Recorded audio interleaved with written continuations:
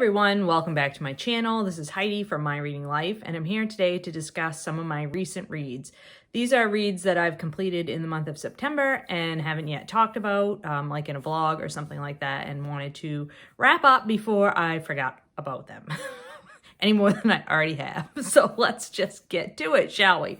Okay, so the first book that I completed was a book that I own as an ebook, but then I got a copy out of the library so I could read the physical copy, and that's Languages of Truth by Salman Rushdie. This is an essay collection that I buddy read with Britta Bowler, and I very much enjoyed it. This is my first time reading Salman Rushdie, and of course, I was interested in reading and supporting the author since his most recent attack back in August, where he was attacked and stabbed because of the fatwa.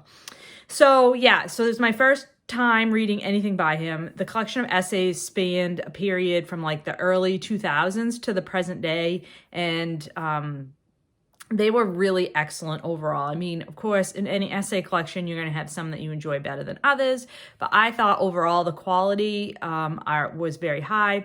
Rushdie is a really excellent essayist. He's very, his writing is very high end.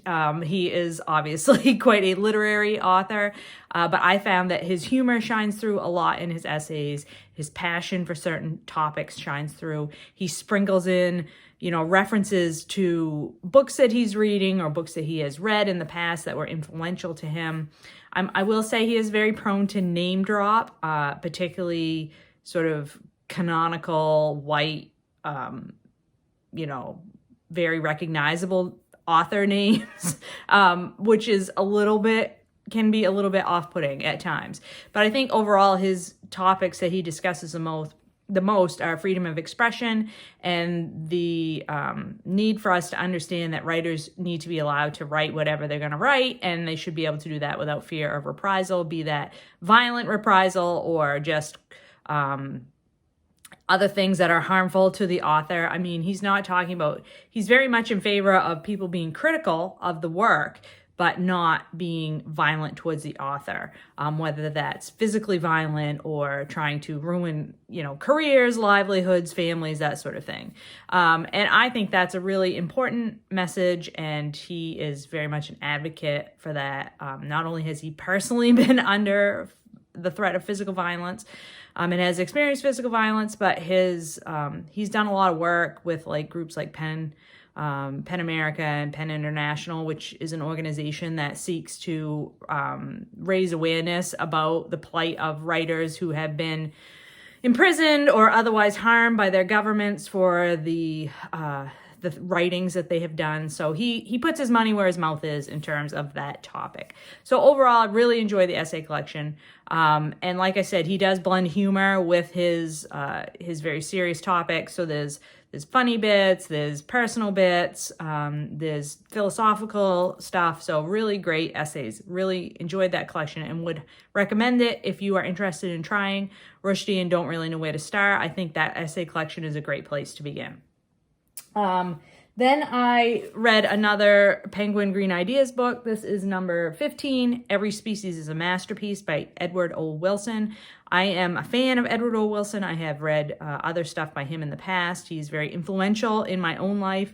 But I will say that this particular collection of writings, which spans sort of the mid-90s time period, where he's talking about environmental ethics and the biosphere, was not my favorite. I think that it was not very straightforward, and if you are not a biologist or a person who has studied science, you're going to find this really impenetrable. So I would suggest that you start in some of Edward Wilson's more popular science books, rather than starting with this particular type of writing. This is more science and philosophy type writing, really delving into the ethical ideas behind environmentalism, and it was good, but it was not my favorite of his writings.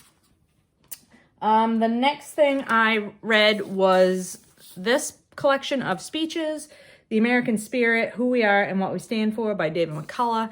I was inspired to pick this up by the author's recent death back in August. I really enjoy David McCullough's books. I've read quite a few of his history books now. My favorite is the John Adams biography that he wrote, but I also love The Path Between Two Seas, which was about the Panama Canal being built, and The Great Bridge, which was about the construction of the Brooklyn Bridge.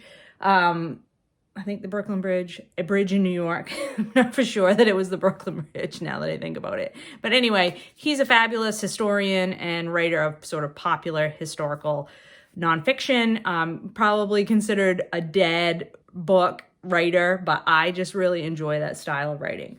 So I listened to this collection of his speeches on audio, and these span like a very long time period, from the mid 80s, like all the way up through, I'm not exact. I think there is even some when was the last one? Trying to get to the beginning. Yeah, 2016 is the most recent speech in here. So overall, I enjoyed this because a lot of times speeches are very temporal. And so once the event has passed that the person is speaking for, like, it becomes like the speech just doesn't really apply anymore, or it's just filled with sort of generalizations, typical things that people say in speeches that are, sort of platitudes or whatever, and it's not very memorable. But David McCullough sprinkles in facts about history throughout his speeches. So there's tons of little factoids about different presidents. There's one that's all about Paris and like the architecture of Paris. There's all this stuff where he's sprinkling in facts that he's learned in his research about different topics. And I found that really entertaining to listen to. I was like doing renovation type work, and listening to this on audio was highly, highly entertaining. I will say his earlier speeches, like in the 80s and the 90s, he includes a lot of his feelings about the war on drugs, quote unquote, and I found that to be like, that did not age well at all, and found that off-putting. But other than that, I think that, and of course, David McCullough, he's very patriotic, right? So there's lots of stuff in here about how wonderful America is, but he also does not shy away from the problems historically and present day that America has, and particularly, racism and inequality and things like that. He definitely talks about those issues and is critical of the country, and talks in a way that's very optimistic about how we can do better, and that that America can realize its, it can be more excellent. It can realize its potential, sort of thing. So he's very much an optimist, I think, David McCullough, or he was very much an optimist. And I think this was just a really entertaining way to just get some more. If you are the kind of person that likes obscure facts about presidents or other historical people, like, I think you would enjoy this. So I'm glad that I listened to that one on audio. I then finished, my next audiobook that I finished was a reread for me, and that was another collection of essays, Bad Feminist by Roxane Gay. Talked about this book before on my channel. It's one of my top 10 nonfiction books of all time. This is my third time reading this book, and I still love it. I think Roxane Gay is an excellent, excellent essayist. She has humor, she has passion, she's talking about cultural issues, she is critiquing feminism and talking about how feminism can be very restrictive in terms of its boundaries, and that people who like herself, who like problematic things like rap music or movies that are misogynist, can feel left out even when they are obviously feminist, as Roxane Gay clearly is. If you've read any of her writing, she's clearly a feminist. But she allows for the fact that humans are not perfect, and that we like things that we know are not good for us, and that it's okay to like listen to a song that is really misogynist and enjoy the beat of that song and still recognize that it has problems. Like, you can like things and recognize that they're not perfect.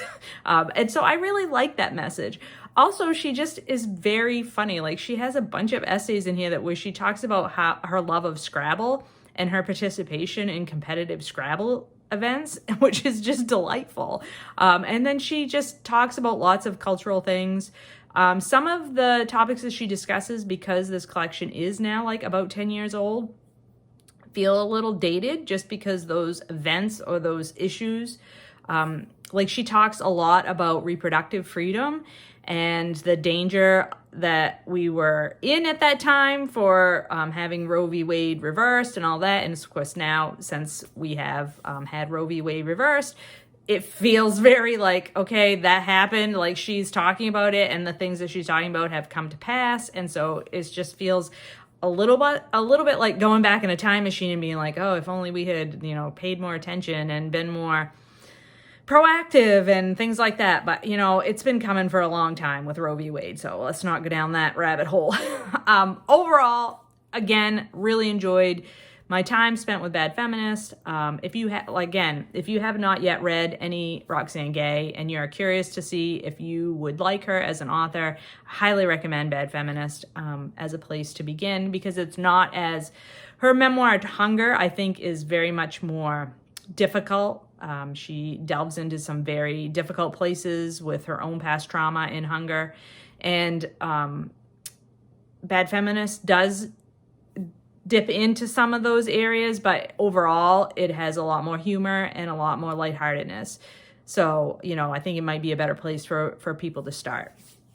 And then lastly, I finished another Penguin Green Ideas book. This is number 19, Man's War Against Nature by Rachel Carson. And this is excerpts from Silent Spring. So I had already read Silent Spring, so this was a review for me and a reread. Still fabulous. I mean, I just love Rachel Carson. What can I say that I haven't already said about her?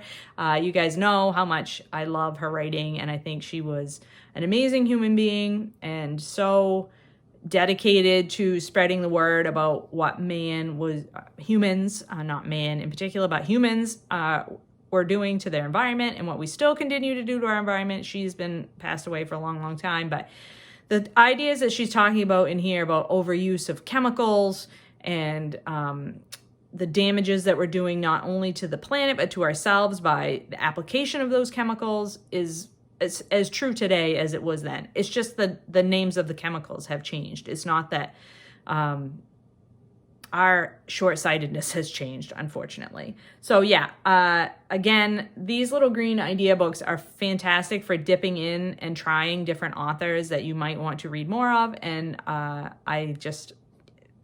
I love Rachel Carson. So I was always going to love that one, right?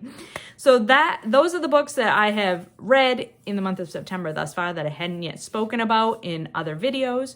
I hope that you are all finding some great books to read and that your September is going well and that it is cooling off wherever you are. It is just cooling off here. Today it is raining and in the 60s. Actually, I don't even think it's hit 60 yet. It's supposed to get to the 60s, but maybe we'll see. And our forecast looks like it's going to remain in the 60s for the rest of the week. So I am loving life because that is my happy place when it's not too hot and yet it's not too cold. So yay for fall. I hope you're all doing well and finding some great books to read, and I will talk to you later.